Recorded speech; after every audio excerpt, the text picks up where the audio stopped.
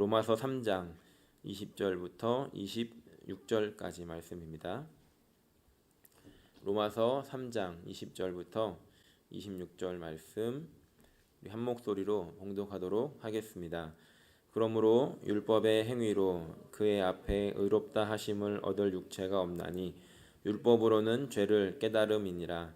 이제는 율법 외에 하나님의 한 의가 나타났으니 율법과 선지자들에게 증거를 받은 것이라. 곧 예수 그리스도를 믿음으로 말미암아 모든 믿는 자에게 미치는 하나님의 의니 차별이 없느니라. 모든 사람이 죄를 범하였음에 하나님의 영광에 이르지 못하더니 그리스도 예수 안에 있는 속량으로 말미암아 하나님의 은혜로 값없이 의롭다 하심을 얻은 자 되었느니라. 이 예수를 하나님이 그의 피로써 믿음으로 말미암는 화목 제물로 세우셨으니 이는 하나님께서 길이 참으시는 중에 전에 지은 죄를 간과하심으로 자기의 의로우심을 나타내려 하심이니 곧 이때에 자기의 의로우심을 나타내사 자기도 의로우시며 또한 예수 믿는 자를 의롭다 하려 하심이라. 아멘. 반갑습니다. 제가 정말 오랜만에 이 금요 예배 설교를 하는 것 같습니다. 아시다시피 그 동일한 시간에 옆에 건물에서 고등부 학생들이 따로 철야를 하고 있습니다. 요즘에 아이들이 뭐 친구 따라서 이렇게 교회로 오다 보니까 점점 많아져가지고 지금은 여기 계신 분들보다 아이들이 더 많은 것 같아요. 네, 할렐루야. 그래서 제가 이제 그쪽에 신경을 많이 쓰느라고 이제 이쪽에 이제 못 오고 있는데 마침 오늘 이제 특별 행사를 하기로 했습니다. 그래서 아이들이 좀 펠로우십을 할 수 있게 그래가지고 오늘 하루 이제 쉬겠다.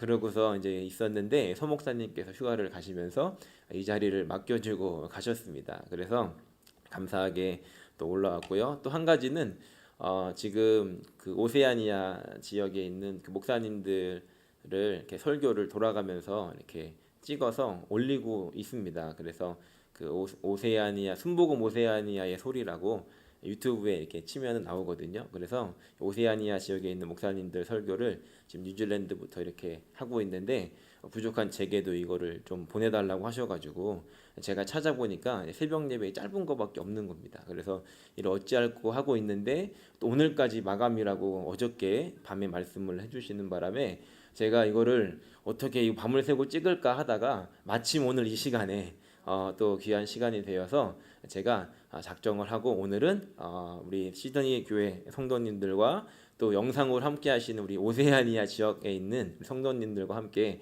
은혜를 나누는 마음으로 말씀을 준비했습니다. 이 시간에 이곳에 계시고 또 영상으로 함께 하시는 분들에게 하나님의 놀라운 은혜와 사랑이 부어지는 시간이 되기를 예수님의 이름으로 간절히 축원합니다. 오늘 말씀의 제목은 완전한 공의, 완전한 사랑입니다.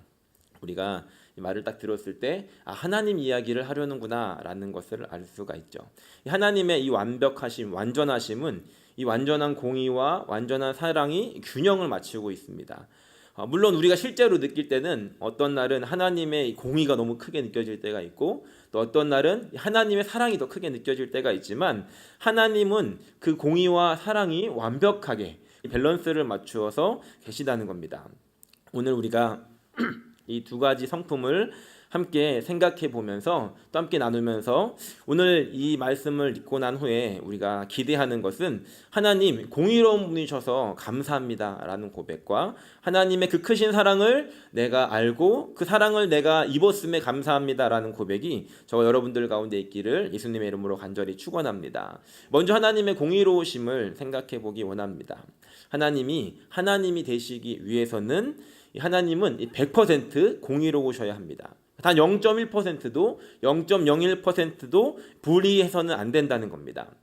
세상의 법도 마찬가지 아니겠습니까? 학생 중에서 경찰이 되고 싶은 학생이 있었습니다. 지금은 이제 경찰학교 입학을 앞두고 있는데 제가 이런 질문을 한 적이 있었습니다. 제가 그 학생 때인데 저랑 좀 친하게 지냈거든요. 그래서 너 경찰 되고 났는데 만약에 목사님이 급하게 병원에 신방을 가다가 20km나 과속을 해가지고 너가 딱 잡았는데 잡고 나서 보니까 나라면 어떻게 할래? 라고 제가 이제 물어봤습니다. 그 친구가 어떻게 대답을 했겠습니까? 1초도 망설임 없이 벌금이죠 이렇게 이야기를 하더라고요. 그래서 그러면 그래 뭐 알겠다. 근데 20kg는 너무 좀 벌금이 비싸니까 좀 10kg로 좀 깎아주거나 조금 이렇게 약한 걸로 해주면 안 되겠니? 그랬더니 목사님 왜 그러시냐고 자꾸 저한테 이러면서 저한테 오히려 저를 이상하게 이제 보는 겁니다. 그 친구는 잘 될 겁니다. 세상의 법도 그러합니다. 이 세상의 법이라는 건 이 법의 기준대로 처리되는 것이 공의로운 것이라는 겁니다. 만약에 이 판사가 크리스천인데 어느 날 어떤 목사님께서 재판을 받는다고 크리스천 이 판사가 목사님이니까 원래 5년인데 제가 특별히 3년으로 깎아드릴게요. 이런 법은 없다는 겁니다. 이 공의로움은 모두 앞에서 똑같아야 한다는 것이죠. 오늘 말씀에 기록하고 있는 이 하나님의 기준, 하나님의 공의로움도 마찬가지입니다. 하나님께서는 하나님이 정하신 그 율법의 기준에 의해서 이 죄의 기준이 세워집니다. 만약에 율법을 하나라도 어긴다면 그 기준을 벗어나 죄를 지었다라는 판결을 받게 됩니다. 이 하나님의 공의로우심은 만약에 1000가지의 율법이 있다 할지라도 그 중에서 999개를 지켰다 할지라도 한 가지를 어기면 이것은 죄야, 너는 죄를 지었어 라고 하는 것이 이 하나님의 공의로우심이라는 겁니다. 오늘 함께 읽었던 20절 말씀에 이렇게 기록합니다. 그러므로 율법의 행위로 그의 앞에 의롭다 하심을 얻을 육체가 없나니 율법으로는 죄를 깨달음이니라 라고 기록합니다. 이 율법 앞에서 의롭다 하심을, 다시 말해서 완벽하게 율법을 지킬 수 있는 사람은 아무도 없고 오히려 그 율법을 통해서 죄를 깨닫게 된다는 겁니다. 그리고 23절 말씀을 보니까 모든 사람이 죄를 범하였음에 하나님의 영광에 이르지 못한다 라고 이렇게 기록합니다. 죄를 지으면 그 하나님 앞에 나아갈 수가 없고 하나님이 정하신 그 기준을 넘어선 인간들은, 범죄한 인간들은 그 어느 누구도 그분 앞에 설 수가 없다라고 하는 것이 하나님이 세우신 공의였다는 겁니다. 그래서 하나님은 그 인간들에게, 이 모든 가능성을 잃어버린 인간들에게 그 하나님 앞에 다시 나올 수 있도록 그 죄의 문제를 해결할 수 있는 방법을 가르쳐 주셨습니다. 그것이 무엇입니까? 이 죄의 싹은 사망인데 이 죽음을 통해서 죄의 문제를 해결해야 되는데 내가 죽으면 안 되니까 하나님은 다른 것의 죽음을 통해서 그 죄값을 대신하게 하셨는데 우리는 이것을 대속이라고 부릅니다. 대신 그것을 속량했다는 것이죠. 그래서 이 구약시대 때는 아시다시피 소나 양을 잡아서 그 나의 죄를 대신 지고 죽게 했습니다. 레위기 1장 말씀을 보면 제사법을 기록을 하고 있는데 괜찮으시다면 레위기 1장을 펼쳐서 좀 같이 읽어보면서 말씀을 좀 더 생각해 보면 좋겠습니다. 레위기 1장을 보시면 레위기에는 여러 가지 제사법이 나오는데 가장 중요한 첫 번째 이 번제를 어떻게 드리는가, 우리가 여기서 하나님 어떤 분이신지를 좀 더 생각해 볼 수 있을 것 같습니다. 레위기 1장 2절에 보면 이렇게 기록합니다. 이스라엘 자손에게 말하여 이르라 너희 중에 누구든지 야훼께 예물을 드리려거든 가축 중에서 소나 양으로 예물을 드릴지니라 라고 기록합니다. 가축 중에서 드리라는 겁니다. 가축은 집에서 길리운 짐승입니다. 그래서 가까운 데 가가지고 이제 예배 드리러 가가지고 그 근처 가서 사는 게 아니라 집에서, 내 집에서 내가 키운 것 그 중에서 한 마리를 선택해야 되는데 3절에 보니까 그 소의 번제이면 흠없는 수컷으로 가지고 오라고 기록합니다. 흠이 없어야 한다는 것이죠. 이 소들을 또 양들을 선별할 때 몸에 상처가 있거나 또 흠이 있으면 안 된다는 겁니다. 우리가 이제 제사를 드리는 이 과정을 머릿속에 한번 그림을 그리면 좋을 것 같습니다. 자, 여러분들이 이제 집에서 제사를 드리러 가는 겁니다. 나 오늘 제사 드리러 간다. 그래서 집에서 기운 이제 소나 양 중에서 한 마리를 가지고 가는 거죠. 잘생긴 오늘 너는 제사용으로 따로 이렇게 키웠던 그 흠없는 소를 한 마리 데리고 이제 가는 겁니다. 자, 그러면 이제 소를 골랐으면 어떻게 해야 될까요? 데리고 가야 되겠죠. 레위기 말씀이 주어졌을 때는 다 같이 살았습니다. 그런데 나중에 가나안 땅에 들어가면 성전이 예루살렘에 있고 그 예루살렘에서만 제사를 드릴 수가 있었습니다. 그래서 다른 지역에 사는 사람들은 멀리는 북쪽에는 200km 정도 떨어져 있거든요. 그 사람들은 그 소를 끌고 그 200km를 와서 제사를 드려야 했다는 겁니다. 제가 이해를 쉽게 하기 위해서 우리가 살고 있는 시드니로 하려다가 또 오늘 말씀이 이제 좀 이렇게 오세아니아 지역이지 않습니까? 그래서 다 알고 있는 한국으로 예를 들어야 되겠다. 그래서 예를 드는 겁니다. 만약에 저희가 예배를 드리는 곳이 한 군데다, 그것이 뭐 여의도 순복음교회다라고 한다면 우리가 다른 데서는 제사를 드릴 수 없고 여의도에서만 드려야 된다라고 했을 때 근처 사시는 뭐 마포나 뭐 영등포 이쪽 분들은 그나마 괜찮죠. 가축을 데리고 가는 게. 그런데 뭐 서울을 벗어나서 뭐 인천, 수원, 뭐 충청도, 전라도 내려가면 이제 굉장히 멀어집니다. 뭐 강원도 이런 데서 오려면 산을 넘어야 되겠죠. 강원도에 사시는 한 집사님이 오늘 내가 제사를 드려야 되겠다. 그래가지고 흠없는 소를 한 마리를 뽑아서 이제 갑니다. 그래서 이제 대관령을 넘고 한계령을 넘다가 소가 넘어집니다. 그래가지고 소가 까진 거예요. 그러면 흠이 생기지 않았습니까? 다시 집에 가야 됩니다. 집에 가서 야 소야 미안하다, 너가 아니다. 그래 다른 소를 데리고 또 대관령을 넘고 한계령을 넘어서 이제 소를 데리고 여의도로 오는 겁니다. 소를 끌고 조심조심 왔는데 이제 한강을 건너야 되는데 이 강을 건너는데 소가 이 배를 타고서 처음 타가지고 꿀렁꿀렁하는데 넘어져가지고 또 상처가 난 겁니다. 지금 강을 넘으면 여의도인데 배를 타다가 상처가 났어요. 어떻게 해야 되겠습니까? 다시 집에 가서 다시 가축을 골라서 조심조심 대관령 넘고 한계령 넘고 충천을 지나서 강에 탈 때도 조심조심히 타서 여의도까지 이제 도착을 해야 됩니다. 굉장히 쉬운 일이 아니었다는 것을 생각을 할 수가 있죠.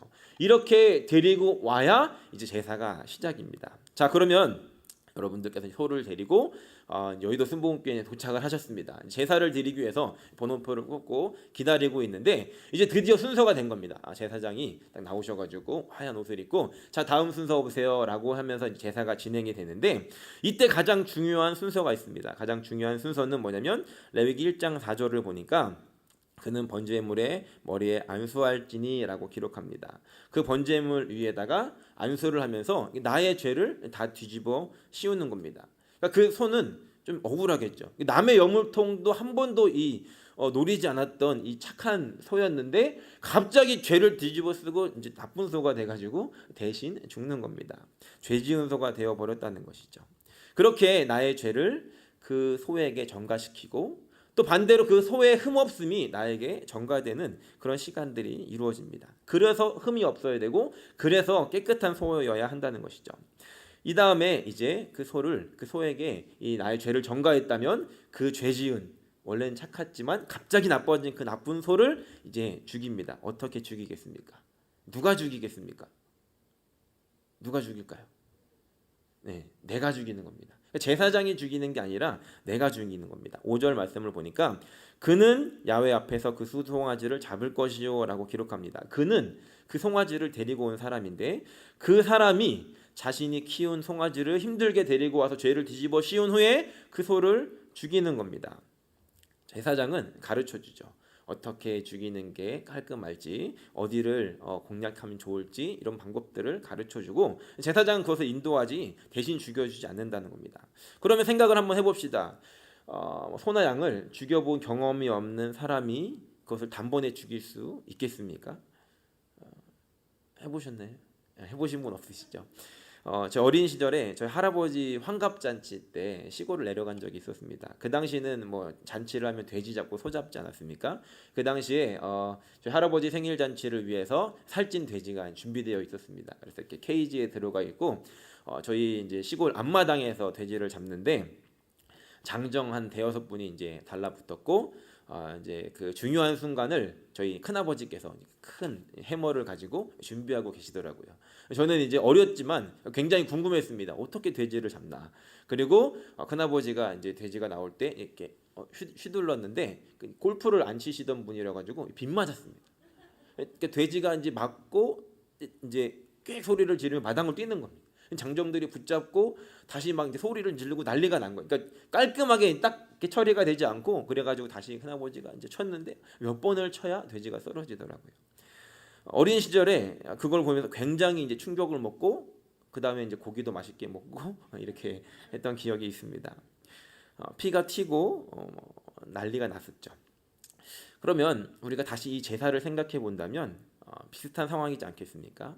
지금 경험이 없는 사람이 칼을 들고 이 소나 양을 잡아야 되는데 이 동물들이 피하고 날뛰고 그러면 피가 튀고 동물이 날뛰고 사람들이 그것을 붙잡고 어떻게 해서든지 죽인 후에 제사장은 그 피를 받아다가 이 회막문 제단 앞에 그 사방에 뿌려주게 됩니다. 그럼 거기서 끝이 아니라 이제 그 소나 양의 껍질을 벗깁니다. 껍질이 잘 벗겨질까요? 닭 껍데기는 그나마 잘 벗겨지는데 이 소나 양 껍데기는 잘 안 벗겨집니다. 그리고 나서 하는 일이 6절에 보니까 가죽을 벗기고 각을 뜰 것이요라고 기록합니다. 이 각을 뜬다는 것은 이 큰 마디들을 잘라내는 것인데 이것도 쉽지 않습니다. 제가 이제 바누아투에 선교를 갔을 때 몇 년 전에 갔을 때 10년 기념이라고 마을에서 소를 잡았습니다. 교회에서 소를 사서 소를 잡은 적이 있는데 그 옆에 이제 부엌 같은 데서 그 동네 청년들이 와가지고 죽은 소를 이제 각을 뜨는 겁니다. 그래서 고기를 이제 살을 발라내는데 제가 이제 쳐다보고 있으니까 와보라고 그러더라고요. 그래가지고 한번 해보겠냐. 저희 아버지가 사실 이제 정육점을 하셨습니다. 그래서 제가 이제 칼을 좀 하는 걸 봤는데 그래가지고 해보겠냐. 그래서 제가 이제 선수답게 칼을 이렇게 들고 이렇게 이제 살을 바르면서 이 뼈를 이렇게 잘라내는데 잘 안 잘리더라고요. 굉장히 억센 그 뼈를 이제 이 각을 뜬다는 건 잘라내야 되는데 그것도 쉽지 않는 일이었다는 겁니다. 이렇게 힘들게 이 뼈를 마치 도끼로 자르듯이 치듯이 자른 후에 이제 그것을 불 위에 가서 번제로 사릅니다. 모든 것들을 다 올려서 이제 불로 사르는 것이죠. 그러면 9절 말씀을 보니까 마지막에 이렇게 기록을 하고 있는데 제사장은 그 전부를 제단 위에서 불살라 번제를 드릴지니 이는 화제라 야훼께 향기로운 냄새니라라고 기록합니다. 이제 불로 완전히 다 살라진 후에 우리가 이제 예배가 끝났다라고 굉장히 이제 그 처참한 몸에 피가 다 묻어 있고 머리는 다 흐트러지고 그 상황에 모든 것이 다 타고 난 후에 이제 예배가 끝났다라고 이야기할 때 하나님께서는 그것을 그 향기를 맡으시고 향기로운 냄새다라고 말씀하고 있다는 겁니다. 좀 이상하지 않습니까? 지금 여기까지의 장면을 보면 굉장히 지금 시리어스하고 굉장히 심각합니다. 그런데 이렇게 번제로 다 드린 후에 하나님께서 그것을 그 냄새를 맡으시고 어떻게 표현하시는 거냐면 너무 향기로워 라고 하나님이 말씀하신다는 겁니다. 굉장히 이상한 하나님 아닙니까? 아니 하나님 그 잔인한 장면을 보시고 어떻게 하나님 이것을 맡으시고 향기롭다라고 표현하실 수 있습니까? 라고 생각하지만 우리가 하나님을 다시 한번 이해한다면 하나님이 왜 그러셨는지를 알 수가 있다는 겁니다. 하나님이 이렇게 향기로운 제물로 받으셨다는 것은 그 동물이 죽은 것 때문이 아니라 그 동물 안에 있는 그 죄가 다 없어지는 완벽하게 분리되고 쪼개지고 다 사라져서 다 없어지는 그 죄가 타는 그 냄새, 죄가 없어진 그 냄새를 하나님이 맡으시고 이게 바로 내가 원했던 거야 라고 하나님께서 향기로운 냄새라고 말씀하신다는 겁니다. 하나님이 죄에 대해서 가지고 계시는 이 진노가 바로 이러한 모습이고 그 죄에 대해서 하나님이 반응하시는 모습이 바로 이러하다는 겁니다. 그럼 다시 이제 오늘 우리가 읽었던 로마서의 말씀으로 돌아와서 21절 말씀을 보니까 이렇게 기록합니다. 이제는 율법 외에 한 의가 나타났으니 율법과 선지자들에게 증거를 받은 것이라 라고 기록합니다. 하나님의 의가 이 공의로우심이 나타나게 되었는데 25절의 후반부에 보니까 하나님께서 길이 참으시는 중에 전에 지은 죄를 간과하심으로 자기의 의로우심을 나타내려 하셨다라고 기록합니다. 하나님께서 이제 때가 되어서 그 죄에 대해서 그 죄를 미워하시고 싫어하시는 그 죄를 용납할 수 없으신 그 하나님의 이 공의로우심이 나타나게 되었는데 그동안에는 참았던 겁니다. 그 인간들의 수많은 악행들에 대해서 참으시고 죄를 관가하셨다가 이제 그 하나님의 진노를 참으셨다가 이제 그것을 나타내는 순간이 되었는데 그 나타냈던 장소가 바로 십자가였다는 겁니다. 그렇다면 우리는 여기서 한 가지를 더 질문할 수 있습니다. 하나님께서 이제 그 하나님의 의로우심을 십자가에 나타내셔서 예수님을 십자가에 죽게 하셨는데 그렇다면 왜 하필이면 예수님을 그 십자가에 달려 죽게 하셨냐는 겁니다. 다른 것들도 많은 방법이 있지 않겠습니까? 예수님이 어차피 죄를 지시고 죽어야 된다면 다른 많은 방법들이 있었을 텐데 왜 십자가였는가 하는 겁니다. 십자가에서 죽는 이 형벌은 인간에게 할 수 있는 가장 잔인하게 사람을 죽이는 방법이랍니다. 바로 십자가를 매는 게 아니라 먼저 채찍으로 때리는데 그 채찍 끝에는 납이 있어서 이 납덩어리가 있어서 맞을 때마다 살이 이제 찢겨 나간다고 합니다. 저는 아픈 걸 되게 싫어하거든요. 상처가 나는 걸 굉장히 이제 싫어합니다. 그리고 이제 그 엄살도 많고요. 그러니까 아픈 걸 잘 못 견디는데 상처가 나고 거기에 어떤 실수로 어디에 부딪히거나 거기에 뭔가가 닿으면 굉장히 아픕니다. 그렇죠. 이 채찍을 맞아서 이 살갗이 벗겨진 예수님께서 그 위에 십자가를 그 나무를 지고 그 상처를 계속해서 건드리는 그 상황 속에 이 십자가를 지고 올라가신다고 생각하면 얼마나 아플지 우리가 상상할 수 있습니다. 그리고 옷은 다 벗겨진 채 그 수치스러운 채로 십자가에 올라가십니다.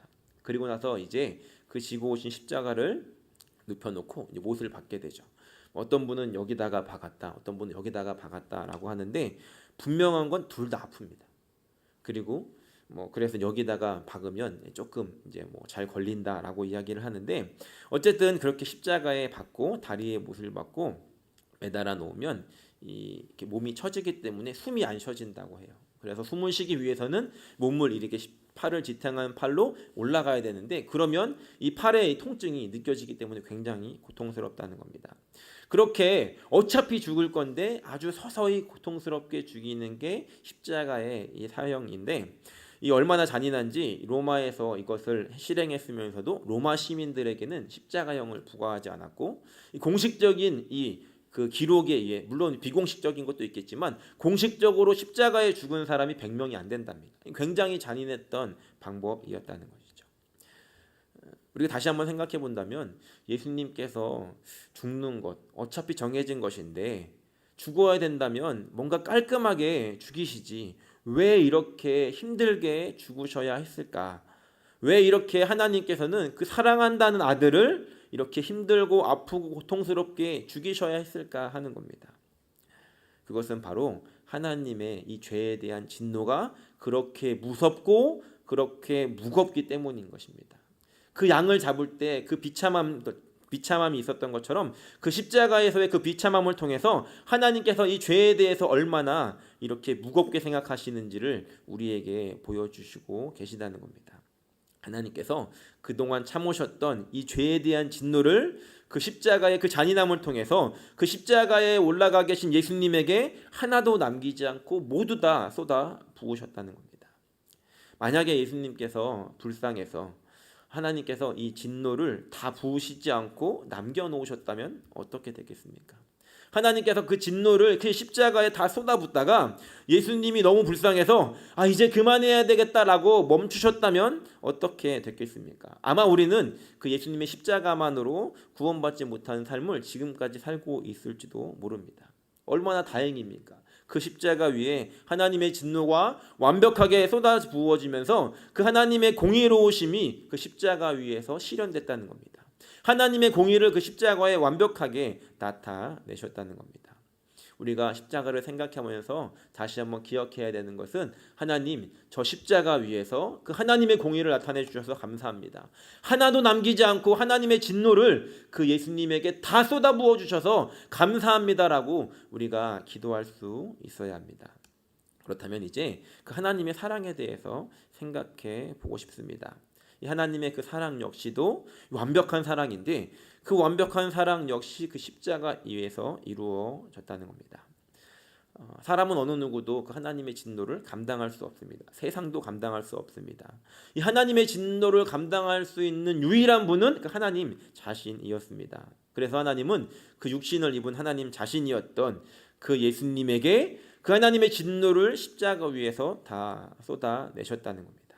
그리고 예수님은 그 십자가 위에서 그 하나님의 진노를 다 받아내셨습니다. 얼마나 이 진노가 크고 무거웠던지 예수님께서는 그 십자가를 지시기 전에 그렇게 땀이 핏방울이 되도록 기도하시며 하실 수만 있다면 이 잔을 넘어가게 해주십시오라고 기도하셨는지도 모릅니다. 한번 생각해 보십시오. 예수님의 십자가의 고통이 쉬웠겠습니까? 예수님도 육신을 입은 연약한 인간의 몸으로 오셨다는 겁니다. 안 아픈 게 아니라 그 시간들을 견뎌내셨다는 겁니다. 만약에 예수님께서 그 하나님의 진노를 받아내다가 너무 그것이 버거워서 하나님 이제 그만하시죠. 아버지 이제 된 거 아닙니까? 이 정도면 되는 거 아닙니까? 라고 거기서 멈추셨다면 아니면 하나님 예수님께서 그 진노를 받아내시다가 너무 힘들어서 살짝 피했다라고 한다면 어떻게 되었겠습니까? 그 하나님의 진노하심이 인간들에게 아주 살짝 보여줬던 순간이 있었습니다. 그때는 언제였냐면 노아의 홍수 때였습니다. 하나님의 진노하심이 다 부어진 게 아니라 아주 살짝 하나님의 진노가 임했더니 온 지구가 멸망하게 되는 일들이 일어났다는 겁니다. 만약에 예수님께서 거기서 하나님의 진노를 피하셨다면 우리는 그렇게 끝나는 인생이 되었을지 모릅니다. 예수님께서는 그 시간에 그것을 받아내시며 멈춰달라고 하시지도 않고 피하시지도 않고 그것들을 다 받아내셨습니다. 왜 그렇게 하셨겠습니까? 바로 사랑 때문이었습니다. 하나님의 그 사랑이, 우리를 향한 그 하나님의 사랑이 그 시간에 그 진노를 다 받아내게 했다는 겁니다. 어떤 영화를 보면 이런 장면들이 있죠. 사랑하는 사람을 뒤에 두고 앞에서 막 활이 날라오고 총이 날라오는데 그거를 막 다 받아내면서 너는 도망가 이러면서 내가 보호해줄게 뭐 이런 장면들이 있지 않습니까? 놀라운 거는 아무리 맞아도 빨리 안 죽어요. 계속 버티다가 도망간 다음에 이제 쓰러지면서 딱 이제 도망가서 안전하게 피신한 그 얼굴 한번 싹 보고 딱 죽지 않습니까? 몇 해 전에 제가 이제 집에 있는데 저희 집이 이제 타운하우스라서 이제 2층으로 되어 있는데 제가 이제 아래층 소파에 있었는데 위층에서 뭐가 쿵 하더니 둘째 아이가 악 하고 소리를 지르는 겁니다. 뭔가 이제 안 좋은 일이 일어났다는 걸 알고서 제가 이 무거운 몸이 바람같이 반응을 하면서 재빨리 계단으로 올라가는데 이 몸이 아직 무겁다 보니까 반응이 늦어가지고 발가락이 계단에 팍 부딪혔습니다. 타일로 되어 있는 바닥이었는데 탁 부딪혔는데 앗 하면서도 그냥 그 몸이 반응해서 이제 올라갔습니다. 그래서 딱 봤더니 다행히 크게 다치진 않았습니다. 근데 제 발톱을 보니까 이제 부러져가지고 피가 나고 있더라고요. 근데 그때 들었던 마음이 무엇이었냐면 제 발가락을 보면서가 아니라 아들을 보면서 안 다쳐서 다행이다라는 마음이 들더라는 겁니다. 그러니까 내가 다친 거는 신경을 안 쓰고 엄살 많다고 하지 않았습니까? 근데 그걸 신경 안 쓰고 안 다쳐서 다행이다라는 마음과 고백이 나오는 걸 보면서 이게 사랑이구나라는 것을 아주 조금 경험한 적이 있었습니다. 그러면서 제가 예수님께서 이 십자가에서 고통 가운데 계실 때 어떤 마음이셨을까를 생각해 보았습니다. 우리는 고난주간, 저희가 이제 고난주간을 보내고 있는데 예수님의 그 십자가의 고통을 굉장히 아프겠다, 굉장히 힘드셨겠다라고만 생각했지 그 십자가 위에서 죽음을 맞이하셨던 그 예수님의 마음이 어떠셨을까에 대해서는 생각해 보지 않는 것 같습니다. 물론 그 육신의 고통은 너무 크고 죄의 무게는 너무 아팠지만 예수님께서 마지막에 하셨던 말씀이 무엇이었냐면 다 이루었다라고 하는 말씀이었습니다. 무엇을 이루셨겠습니까? 무엇을 이루셨기에 다 이루었다라고 말씀하셨겠습니까? 하나님의 진노를 다 받아내신 후에 이제 내가 살렸다. 이제 내가 저 사람들을 위해 그 하나님의 진노를 다 받아냈다라고 예수님께서 그것들을 기억하시면서 그것 때문에 내가 이제 다 이루었다라고 고백하시지 않으셨겠습니까? 얼마 전 이슈가 되었던 노래가 하나 있는데 대한이 살았다라고 하는 노래가 있습니다. 나중에 가수들이 또 이렇게 요즘 버전으로 만들고 했는데 이 대한이 살았다라고 하는 노래는 일제 강점기에 이 독립운동으로 감옥에 갇히셨던 분들이 그 열사들이 감옥에서 불렀던 노래라고 합니다. 이 가사를 보면 굉장히 비참한 나라의 현실을 고백하는데 그럼에도 불구하고 이 나의 희생을 통해서 나는 감옥에 들어왔지만 결국 그것을 통해서 이 대한이 살았다, 한국이 살았다라고 그들이 선포하고 고백하고 이야기하고 있더라는 겁니다. 그 인간이 그 나라의 민족을 향한 헌신 앞에서도 내가 희생되고 저들이 살아서 대한이 살았다라고 고백한다면 예수님께서 이제 그 십자가에서 내가 이걸 다 받아내고 내가 죽음으로 인해서 내가 사람을 살렸다, 내가 이 우주를 살렸다라고 하는 그 예수님의 마음이 어떠셨겠습니까? 전 가끔 예수님의 십자가를 묵상하며 이런 생각을 합니다. 그 십자가 위에서 굉장히 고통스러웠지만 그 예수님의 그 얼굴은 이제 살렸다라고 하는 그 마음으로 마치 영화의 한 장면에서 그 사랑하는 사람을 살리고 죽어가며 입가에 웃음을 짓는 그런 모습으로 예수님께서 눈을 감지 않으셨을까라는 생각을 해보게 되었습니다.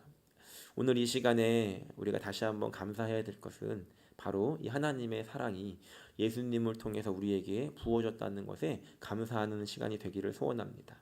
하나님의 그 공의로우심을 십자가에서 완벽하게 보여주심으로 인해 하나님 정말로 공의로운 분이시구나 라는 것들을 우리에게 십자가를 통해 가르쳐 주시고 그 십자가에서 그것을 다 받아내심으로 인해 하나님 우리를 완벽하게 사랑하시는구나 라는 것들을 우리에게 다시 한번 가르쳐 주셨다는 겁니다. 바라기는 우리가 그 마음을 가지고 예배하기를 소원합니다. 예배한다는 것은 그 사랑을 받은 사람이 그 사랑으로 인해 내가 죽어야 되는데 주님이 나를 살리셨으니 내가 감사로 하나님께 드리는 것이 바로 예배인 것이고, 그 감사로 우리가 고백하는 것이 하나님을 믿는, 예수님을 믿는 크리스천들의 인생이라는 겁니다.